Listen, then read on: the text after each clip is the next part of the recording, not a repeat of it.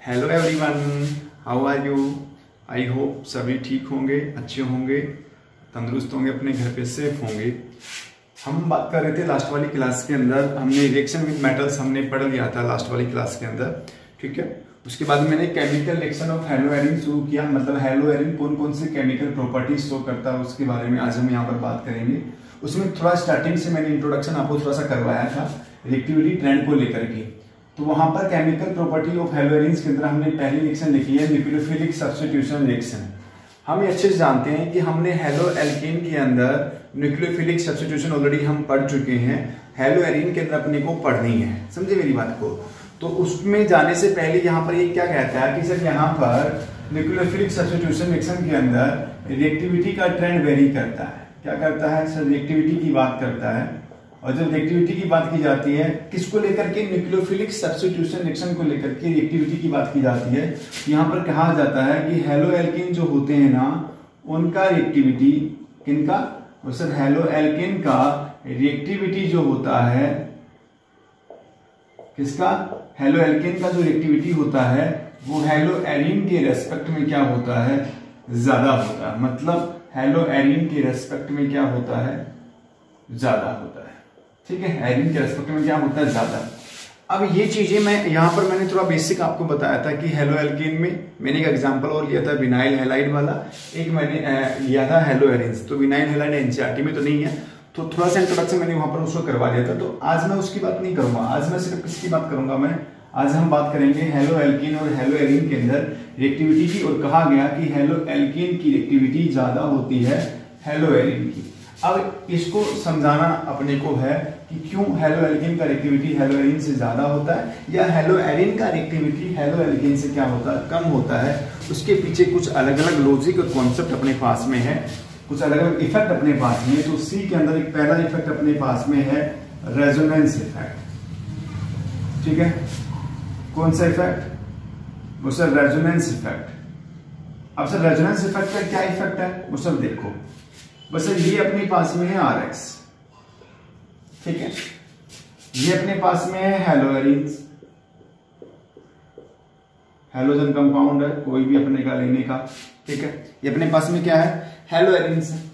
अब आप अच्छे से जानते हैं कि सर इसके अंदर पाई कंजुगेशन जो है पाई बॉन्ड वाला है वो रेजोनेंस में इंक्लूड होता है। यहाँ पर पाई बॉन्ड है नहीं तो यहाँ पर रेजोनेंस में इंक्लूड नहीं होगा। तो यहाँ पर कहता है कि सर यहाँ पर नो रेजोनेंस, क्योंकि पाई बॉन्ड नहीं है तो नो रेजोनेंस, ठीक है। तो यहाँ पर क्या कह रहा है कि सर यहाँ पर जो है वो रेजोनेंस नहीं होगा।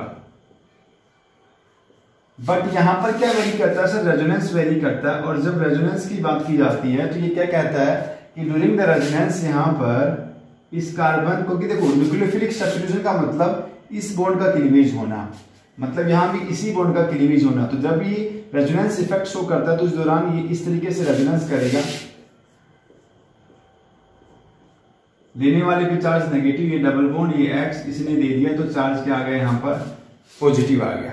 समझे मेरी बात को? तो मतलब यहाँ पर ये ऐसे करके ऐसे बहुत सारी 4 या 5 जो पीछे वाली क्लास में आपको बता चुका हूं, ऐसे करके ये रिएक्शन बनाता है। तो अपने को वहां तक समझाना नहीं है। रेजोनेंस क्या करा कि सर इसमें नो रेजोनेंस नहीं होता क्योंकि यहाँ पर सिग्मा पाई कंजुगेशन पॉसिबल नहीं है, क्योंकि सीधी सी बात है कि सर यहाँ पर पाई बॉन्ड है ही नहीं तो कैसे कंजुगेशन होगा। यहाँ पर ये लोन पेयर क्या करते हैं, क्योंकि ये क्या है इलेक्ट्रॉन रिच स्पीशीज अपने पास में, तो अपना इलेक्ट्रॉन पेयर क्या करेगी? यहाँ पर डोनेट करेगी। इलेक्ट्रॉन पेयर यहाँ पर डोनेट करेगी तो क्या बनेगा अपने पास में? क्वेश्चन ये बॉन्ड यहाँ शिफ्ट हो जाएगा। तो ये जो बॉन्ड पेयर जो सिग्मा वाला था वो क्या चेंज हो गया? पाई में। और जो पाई था वो चेंज किसी हो जाएगा? एक इलेक्ट्रॉन पेयर के रूप में क्या हुआ? चेंज। तो यहाँ चीजें समझने की जरूरत नहीं है। यहाँ पर क्या बताना कि सर रेजोनेंस इफेक्ट होने की वजह से क्या हुआ? वो सर इसकी एक्टिविटी घट गई, इसकी बढ़ गई। क्यों? क्योंकि यहाँ रेजोनेंस है ही नहीं तो कंपोनेंट जिस फॉर्म में उसी फॉर्म में क्या करेगा? रिएक्ट करेगा। और यहाँ पर रेजोनेंस होने की वजह से कार्बन और हेलोजन के बीच में क्या आ जाता है? सर यहाँ पर कार्बन हेलोजन के बीच में आ जाता है पार्शियल डबल बॉन्ड। और यहाँ रेजोनेंस है नहीं तो यहाँ पर CX के बीच में जो है वो कैसा बॉन्ड है? वो सर सिंगल बॉन्ड है। कैसा बॉन्ड अपने पास में? यहाँ पर सिंगल बॉन्ड है। यहाँ पर कहता है पार्शियल डबल बॉन्ड यहाँ पर वेरी करता है। और आप अच्छे जानते हैं कि डबल बॉन्ड को क्लीवेज करने के लिए क्या चाहिए अपने को? यहाँ पर large amount of bond dissociation energy क्या होती है सर? रिक्वायर्ड होगी। तो इस वजह से यहाँ पर इस बॉन्ड को तोड़ने के लिए एनर्जी चाहिए, यहाँ पर बॉन्ड को तोड़ने के लिए एनर्जी लेस अमाउंट रिक्वायर्ड होता है। तो ये बॉन्ड पहले टूटेगा, ये बॉन्ड बाद में टूटेगा, मतलब देर से टूटेगा, मतलब वहां पर टूटने का रेट जो होगा CX के बीच का बॉन्ड वो स्लो होगा, यहाँ कैसा होगा, फास्ट, क्योंकि यहाँ पर रेजोनेंस नहीं है। तो कार्बन हेलोजन के बीच में कैसा बॉन्ड है, सिंगल बॉन्ड है। यहाँ पर रेजोनेंस होने की वजह से कार्बन हेलोजन के बीच में कैसा बॉन्ड आ गया, डबल बॉन्ड आ गया।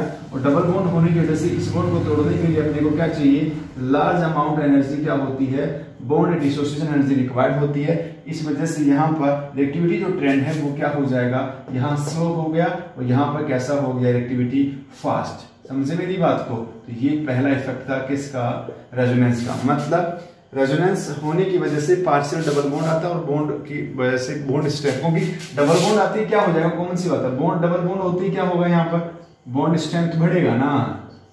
तो आप अच्छे से जानते हैं सिंगल बॉन्ड और डबल बॉन्ड में किसकी बॉन्ड स्ट्रेंथ ज्यादा होती है, डबल की। तो जल्दी कौन टूटेगा, वो सिंगल वाला। डबल को तोड़ने के लिए क्या चाहिए, थोड़ी सी एनर्जी देनी पड़ेगी। ये पहला इफेक्ट था रेजोनेंस वाला, ठीक है। दूसरा इफेक्ट अगर मैं बात करता हूं किसकी, दूसरा इफेक्ट अपने पास में यहाँ पर है, दूसरा वाला जो है वो इफेक्ट अपने पास में है difference in hybridisation of carbon atom. किसकी बात करता हूं मैं, सेकंड अपने पास में इफेक्ट है हाइब्रिडाइजेशन के अकॉर्डिंग अपने को रिएक्टिविटी, मतलब आपके पास में चॉइस है। आप रेजोनेंस इफेक्ट के अकॉर्डिंग भी समझ सकते हो कि हेलो एल्कीन की रिएक्टिविटी हेलो एल्कीन से कम क्यों होती है, पहला इफेक्ट। दूसरा इफेक्ट देखना, आई होप चीजें यहाँ पर कॉमन सी बात है कि इसमें रेजोनेंस होने की वजह से डबल बॉन्ड आ गया और बॉन्ड को तोड़ने के लिए एनर्जी रिक्वायर्ड होती है, यहाँ एनर्जी रिक्वायर्ड नहीं होती, मतलब होती है पर कम होती है। तो ये जल्दी टूटेगा, वो कैसा गले टूटेगा, रेट ऑफ एक्शन उसका स्लो होगा, इसलिए इसकी एक्टिविटी ज्यादा, उसकी एक्टिविटी कम। दूसरा इफेक्ट देखो भाई साथ साथ। सेकेंड स्टेप की अगर मैं बात करूं तो क्या है अपने पास में यहाँ पर, इसको भी समझा देता हूं। सेकेंड स्टेप, ठीक है, सेकेंड स्टेप अपने पास में है बी, डिफरेंस, ठीक है, in hybridisation of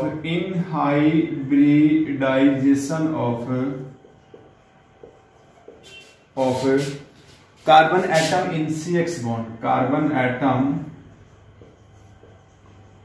in CX bond, ठीक है। मतलब हाइब्रिडेशन के आधार पर भी आप हेलो एल्कीन और इसकी रिएक्टिविटी को समझा सकते हैं।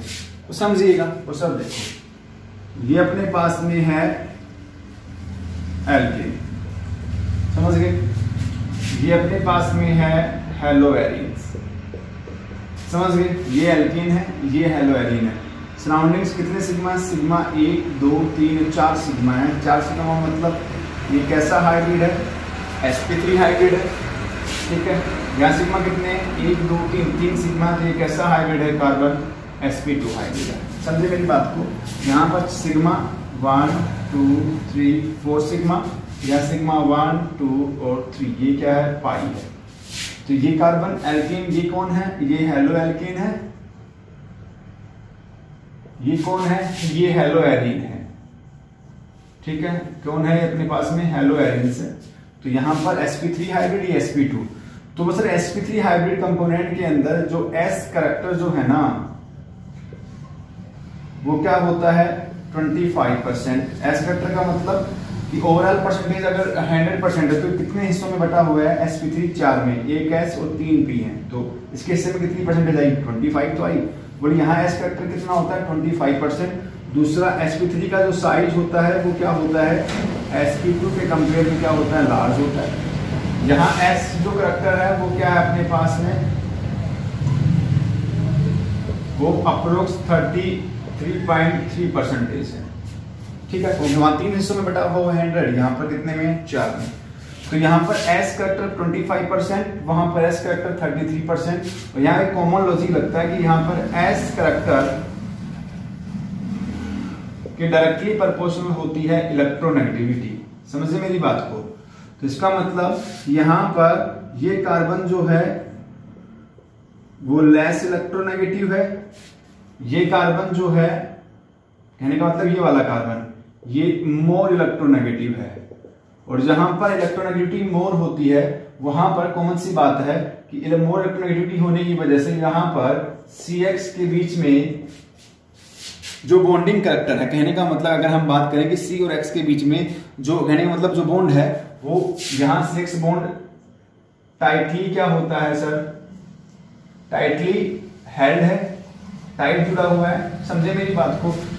देन कंपेयर टू किसके, वो सर यहाँ पर CX बॉन्ड, उसके कंपेयर में जो टाइट करैक्टर है, जो CX के बीच का जो टाइट करैक्टर है बॉन्ड का करैक्टर, वो क्या होता है, लेस होता है उसके कंपेयर में। तो ये टाइटली हेल्ड होने की वजह से, क्यों हुआ टाइटली हेल्ड, क्योंकि ये कार्बन sp2 हाइब्रिड था, S करैक्टर ज्यादा था इसके कंपेयर में, इससे इसकी इलेक्ट्रोनेगेटिविटी क्या हो गई ज्यादा, और इलेक्ट्रोनेगेटिविटी इस कार्बन की बढ़ने की वजह से कार्बन और हाइड्रोजन के बीच का जो इंटरेक्शन है, जो बॉन्ड इंटरेक्शन है, वो टाइट हो गया, मजबूत हो गया या स्ट्रॉन्ग हो गया। इस वजह से इस बॉन्ड को तोड़ने के लिए ज्यादा एनर्जी रिक्वायर्ड, इस बॉन्ड को तोड़ने के लिए कम एनर्जी रिक्वायर्ड। मतलब टाइट हेड होने की वजह से इसकी रिएक्टिविटी तो घट जाएगी और इसका रिएक्टिविटी टाइट उसके कंपेयर में क्या है, कम है, तो इसका रिएक्टिविटी ज्यादा और इसका रिएक्टिविटी क्या हो जाएगा, कम हो जाएगा। दूसरी बात, इसके CX बॉन्ड के बीच की जो बॉन्ड लेंथ है इसके अंदर हेलो एल्केन में कितनी है, वो सिर्फ 177 पिकोमीटर है, ठीक है। और यहाँ पर CX के बीच की बॉन्ड लेंथ है 169 पिकोमीटर। तो ये बॉन्ड छोटा है, ये बॉन्ड कैसा है, बड़ा है, तो बड़ा बॉन्ड है तो बॉन्ड स्ट्रेंथ वीक होगी, बॉन्ड लेंथ ज्यादा होगी, बॉन्ड जल्दी टूटेगा, वहां पर ऐसा नहीं हो पाता, इसके कंपेयर में कम है, ठीक है, इसलिए उसकी एक्टिविटी कम और इसकी एक्टिविटी क्या होगी यहाँ पर ज्यादा वेरी करेगी। तो आई होप चीजें यहाँ तक आपको समझ में आ गई होगी। मतलब इस वजह से हेलो एल्केन का दूसरा कॉन्सेप्ट है कि जहां पर sp2 का साइज छोटा, sp3 का साइज बड़ा है, पहला टर्म, तो साइज छोटा है तो वहां पर बॉन्डिंग इंटरेक्शन मजबूत है, यहाँ बॉन्डिंग इंटरेक्शन वीक है, तो ये जल्दी टूटेगा, वो देर से, इसलिए लेस एक्टिव। दूसरा लॉजिक क्या हो सकता है कि सर यहाँ पर S करैक्टर जो होता है वो 33%, यहाँ पर कितना है 25%। 11th में पढ़ा था कि S करैक्टर के डायरेक्टली प्रोपोर्शनल होती है इलेक्ट्रोनेगेटिविटी। इलेक्ट्रोनेगेटिविटी ज्यादा होने की वजह से कार्बन और हाइड्रोजन के बीच का जो इंटरेक्शन है वो कैसा हो जाएगा, मजबूत हो जाएगा, टाइट हो जाएगा, इसलिए वो बॉन्ड इजिली टूटेगा नहीं और ये बॉन्ड इजिली डिसोसिएट हो जाएगा, इसलिए इसका रिएक्टिविटी यहाँ पर सब्स्टिट्यूशन इजिली पॉसिबल है देन कंपेयर टू किसके, हेलो एरिन्स के कंपेयर में, ठीक है। तो आई होप चीजें यहाँ तक अपने को क्लियर हो गई होगी। अब मैं बात कर लेता हूँ नेक्स्ट टर्म अपने को लेकर के, क्या अपने पास में करैक्टर अपने पास में, ठीक है। फिर एक चीज और यहाँ पर अपने को बोलता है कि सर यहाँ पर हेलो एरिन का जो ये टाइटली होने की वजह से ये जो बॉन्ड होता है ना इसके अंदर, ये लेस पोलर होते हैं, पोलरिटी इनके अंदर क्या होती है, लेस होती है। ये क्या होते हैं सर, यहाँ पर मोर पोलर करैक्टर होता है।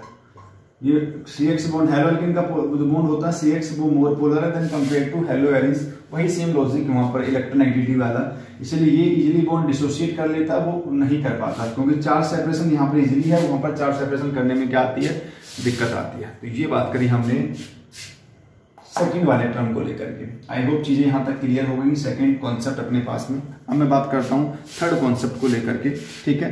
देखो थर्ड का अपने पास में इनस्टेबिलिटी ऑफ फिनाइल कैटायन, ठीक है। देखो अपने पास में चीजों को ध्यान से समझिएगा, ठीक है। और फिर बच्चों को समझ में नहीं आता तो भाई वो मेरे से ना आप भले वीडियो को डिसलाइक कर देते हो, पर कम से कम जिन बच्चों को चीजें समझ नहीं आई वो बच्चा मेरे को बताया तो सर डिसलाइक कर दो, कोई दिक्कत वाली बात नहीं है। वही तो कह रहा हूँ कि जिन्होंने किया है, जिनको समझ नहीं है वो मेरे से पूछे थे सर भाई, फोन करके पूछिए, वीडियो कॉल करके पूछिए, जैसे भी मन करे वैसे पूछे आप, ठीक। थर्ड अपने पास में है सी।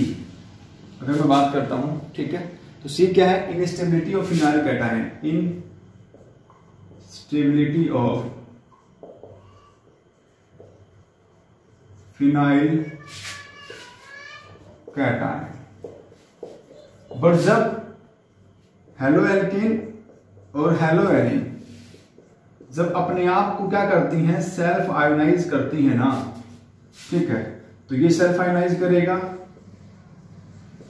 तो कार्बोकैटायन बन गया, ये हो गया, ठीक है। ये अपने को सेल्फ आयोनाइज करेगा तो क्या बनेगा अपने पास में,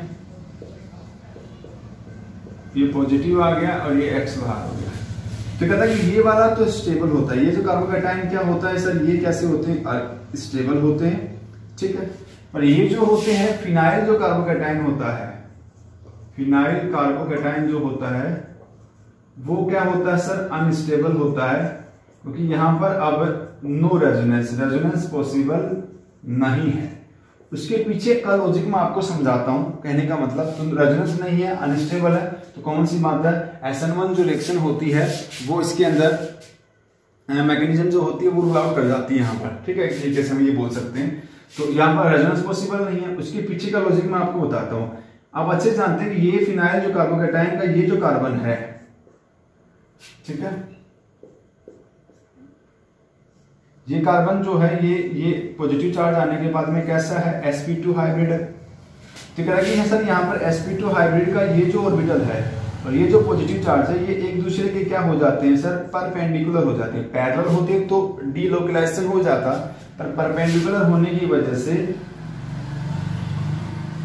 यहाँ पर कौन कौन sp2 ऑर्बिटल और पॉजिटिव चार्ज जो होते हैं वो एक दूसरे के रेस्पेक्ट में क्या है, परपेंडिकुलर। और परपेंडिकुलर है तो यहाँ पर रेजोनेंस होगी नहीं, और नो रेजोनेंस का मतलब हो गया फिनाइल कार्बोकेटाइन कैसा हो गया, अनस्टेबल हो गया। इसलिए कभी भी सेल्फ आयोनाइज होगा तो सही, पर वापस अपने आप को इसी फॉर्म में चेंज करने की कोशिश करेगा, क्योंकि वो अनस्टेबल है। इसमें ऐसा होता नहीं, क्योंकि इसकी अनस्टेबिलिटी वेरी करती है। उसका ऑर्डर आप अच्छे से जानते हैं, 11वीं में पढ़ा हुआ है, 3, 2, 1, और सबसे कम स्टेबिलिटी का करेक्टर क्या है, CH3। ठीक है, तो ये बात क्या हमने यहाँ पर, तो यहाँ पर SN1 जो है वो प्रोसीड कर जाती है, इस रेस्पेक्ट में वहां पर वेरी नहीं करती है। तो ये इस वजह से यहाँ पर ये पार्टिसिपेट करता नहीं है, सब्स्टिट्यूशन इजीली ये कर देता है, इसलिए इसका एक्टिविटी ज्यादा है, उसका एक्टिविटी क्या है, कम होता है, क्योंकि इसका कार्बोकेटाइन इंटरमीडिएट मोर स्टेबल, उसका लेस स्टेबल। तो वहां पर डायरेक्ट सब्स्टिट्यूशन पॉसिबल नहीं होता सेल्फ आयोनाइजेशन के दौरान। कब, जब न्यूक्लियोफिलिक सब्स्टिट्यूशन की जब हम बात करते हैं। तो समझ गए मेरी बात को। तो आई होप चीजें यहाँ तक ये क्लियर हो गई होगी आपको। ठीक है, एक इसका फोर्थ वाला और आपको दे रखा है, कैसा वाला आपको सर, इसमें दे रखा है इलेक्ट्रॉनिक रिपल्सन फैक्टर। ठीक है, समझाता हूं क्या है उसके अंदर, देखो। नेक्स्ट का दे रखा है इलेक्ट्रॉनिक रिपल्सन फैक्टर की बात करता है, इसकी बात करता है इलेक्ट्रॉनिक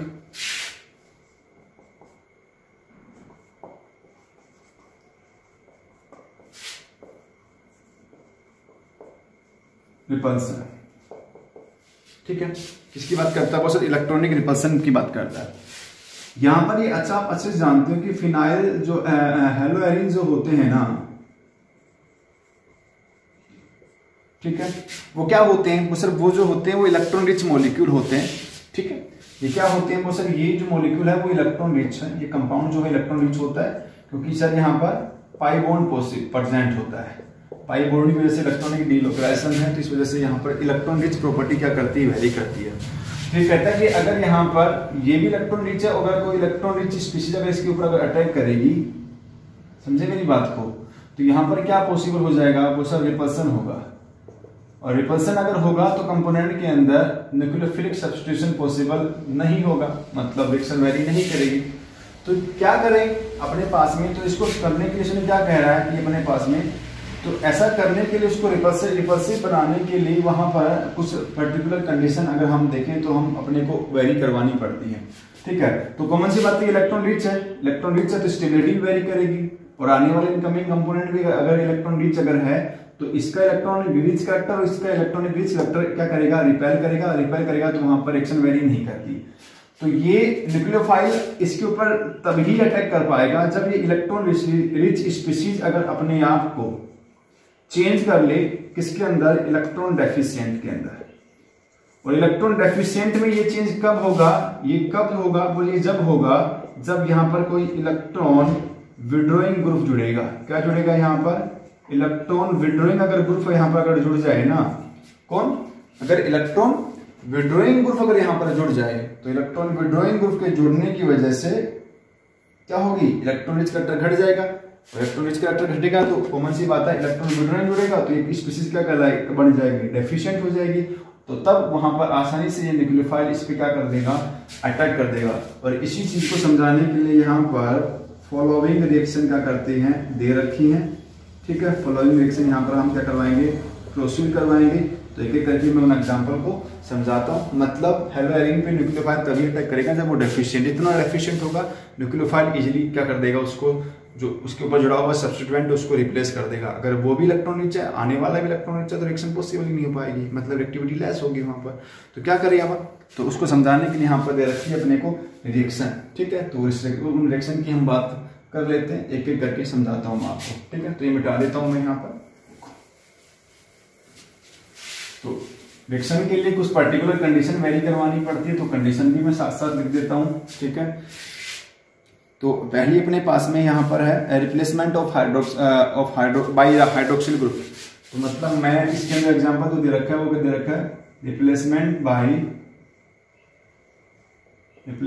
बाय हाइड्रोक्सिल ग्रुप। ठीक है, रिप्लेसमेंट बाय हाइड्रोक्सिल ग्रुप के थ्रू क्या करना, अपने को रिप्लेसमेंट करना है। ठीक है, तो उसी के अंदर एक फर्स्ट सबसे बेस्ट मेथड इसका दे रखा है, वो है अपने पास में जो इसने किया था उसका नाम था डव प्रोसेस।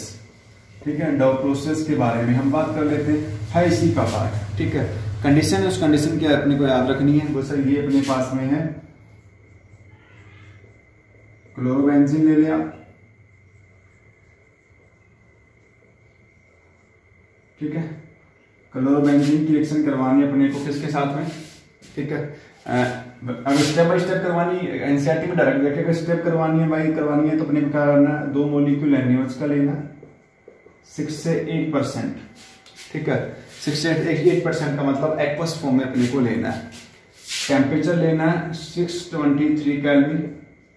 300 ATM का क्या लेना अपने को, प्रेशर लेना, ये सब अपने को रखना पड़ेगा याद। ठीक है, 300 ATM 630 केल्विन टेम्परेचर। तो ये अपने आप को चेंज किस में कर लेगा, ये सब NaCl बाहर हो जाएगा, H2O बाहर हो जाएगा, और यहाँ पर अपने आप को चेंज कर लेगा सोडियम फिनॉक्साइड में। किस में रे, सोडियम फिनॉक्साइड में। एनसीईआरटी में डायरेक्ट दे रखा है सोडियम फिनॉक्साइड के अंदर। तो आगे वाली बाकी रिएक्शन में डायरेक्ट करवाऊंगा, ये आपको समझनी है। और फिर इसका क्या करवाऊंगा इसके अंदर, फिर इसमें डाल देंगे हम डाइल्यूट HCl, मतलब एसिडिक मीडियम इसमें डाल देंगे।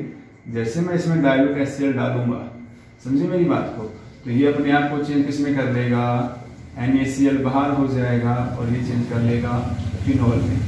तो ये कन्वर्जन भी है, क्लोरोबेंजीन से फिनॉल बनाना हो तो डव प्रोसेस को फॉलो करवाना है आपको। ठीक है, नेक्स्ट जो रिएक्शन दे रखी है कुछ इसके अंदर, अब रिएक्टिविटी ट्रेंड अभी बढ़ाना अपने को और है। तो ये मेरे पास में Cl है, समझे मेरी बात को। सेकंड कंडीशन अपने पास में है, फर्स्ट कंडीशन NaOH है, 423 केल्विन क्या दे रखा है, टेम्परेचर दे रखा है। सेकंड कंडीशन वही एसिडिक मीडियम, तो यहाँ दे रखा है NO2, विड्रॉइंग करता है ना, NO2 है तो ये एसिडिक मीडियम। डायरेक्ट आप डालोगे तो सीधा क्या बनेगा, यहाँ Cl, यहाँ OH, Cl की जगह पे यहाँ पे NO2। इसका नाम था अपने पास में क्या था, बल इसका सर अपने पास में जो नेमिंग दे रखा है वो है 1-chloro-4-nitrobenzene, 1-chloro-4-nitrobenzene। ठीक है, ये अपने पास में है पैरानाइट्रोफिनॉल, चीन हो गया। और देखो अपने पास में क्या क्या है यहाँ पर। ठीक है, नेक्स्ट देखो एक कंडीशन अपने पास में ये है, ये फिनॉल, ये क्लोरोबेंजीन। ठीक है, ये NO2, ये भी NO2। ठीक है, फर्स्ट कंडीशन है NaOH 368 केल्विन। सेकंड कंडीशन है एसिडिक मीडियम। ठीक है, तो 2 मॉलिक्यूल NO2। देखिए जैसे जैसे डेफिशिएंट करेक्टर बढ़ता जा रहा है वैसे वैसे कंडीशन में बदलाव हो रहा है। देखो टेम्परेचर में चेंजमेंट हो रहा है कि नहीं, तो इनडायरेक्टली थर्मल एनर्जी तो है उतना ही, जितना डेफिशिएंट करेक्टर बढ़ेगा रिएक्टिविटी का ट्रेंड उतना ही जल्दी क्या होगा, फास्ट होगा। पहले एक जुड़ा NO2, अब कितने जुड़ गए अपने पास में, 2 जुड़ गए। तो ये कंडीशन फिर चेंज होगी ना। यहाँ पर देखो पहली कंडीशन क्या है 368 केल्विन, सेकंड कंडीशन क्या है H पॉजिटिव आयन, हो गया ना अपने पास में। और इसमें भी अगर अपने को परसेंटेज करेक्टर देना हो NaOH का तो इसमें है 15%, ये 15% का हो सकता है। ठीक है, सेकंड वाले में अगर हम बात करें तो ये कितने का होगा, तो ये एक्वस है, बिल्कुल एक्वस वाला। ठीक है, तो ये भी क्या बनेगा अपने को डायरेक्ट, ये OH, ये NO2, ये NO2। इसका नाम है 1-chloro-2,4-dinitrobenzene। इसका नाम है 2,4-dinitrofenol, 2,4-dinitrofenol।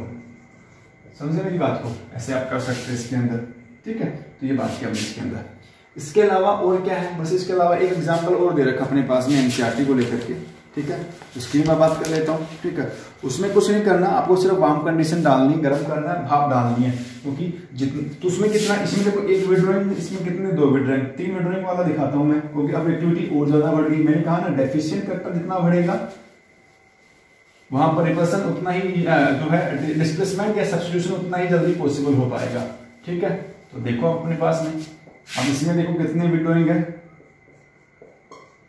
ये Cl है यहाँ पर, ये NO2, ये NO2, तो रिएक्टिविटी का ट्रेंड और ज्यादा हो गया, बढ़िया ना भाई, क्योंकि यहाँ डेफिशिएंट करेक्टर बढ़ता था, क्योंकि पहले एक नाइट्रो, फिर 2 नाइट्रो, फिर कितने नाइट्रो, 3 नाइट्रो, तो ये यहाँ पर रिपल्सन की पॉसिबिलिटी बहुत कम हो जाएगी।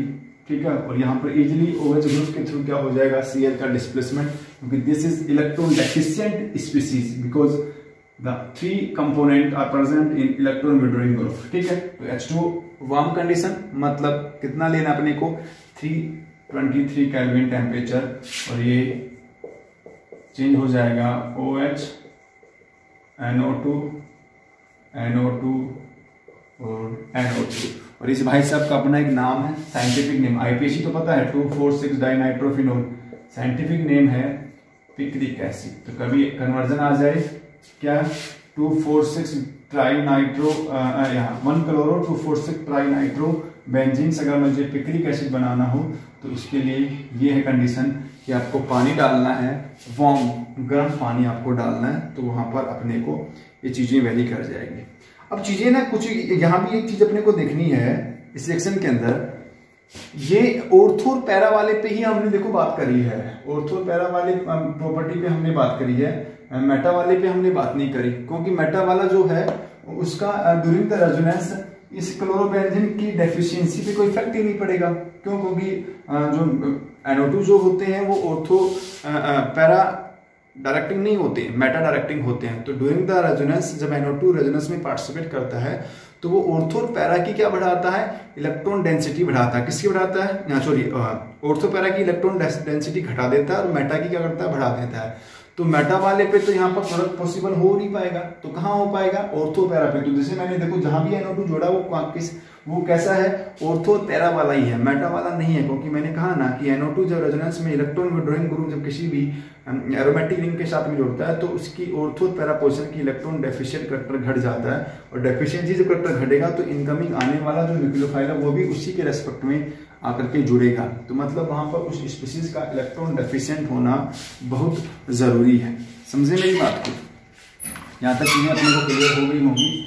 तो ये ऑर्थो पैरा वाला इंक्लूड होता है इलेक्ट्रॉन डेफिशिएंसी में, मतलब NO2 का ऑर्थो पैरा पोजीशन पे क्या इफेक्ट होता है और मेटा पे क्या होता है, ये विद मैकेनिज्म मैं आपको समझाऊंगा नेक्स्ट क्लास में। जब हम नेक्स्ट क्लास में बात करेंगे विद मैकेनिज्म समझाऊंगा, जो एनसीईआरटी में दे रखी मैं अपने हिसाब से आपको समझाऊंगा कि यहाँ पर अगर NO2 ग्रुप अगर जुड़ता है किस पे, ऑर्थो पैरा पे जुड़ता है, तो वो न्यूक्लियोफिलिक सब्स्टिट्यूशन में पार्टिसिपेट कर सकता है, क्योंकि वो ड्यूरिंग द रेजोनेंस उसकी डेफिशिएंसी को क्या करता है, घटाएगा, और इलेक्ट्रॉन डेफिशिएंसी घटेगी तो इनकमिंग आने वाला जो न्यूक्लियोफाइल है वो इजीली क्या हो जाएगा, वहां पर उस क्लोरो को क्या कर देगा, डिस्प्लेस कर देगा, क्योंकि वो क्लोरो वहां पर अब इलेक्ट्रॉन रिच वाला नहीं, डेफिशिएंसी पोजीशन इंडिकेट करेगा, और इस वजह से क्लोरीन निकल जाएगा, ओवर जुड़ जाएगा। ये मैं चीजें हम आपको समझाऊंगा किसमें, इनकी मैकेनिज्म के अंदर कि ऑर्थो पैरा का क्या इफेक्ट है NO2 के जुड़ने का और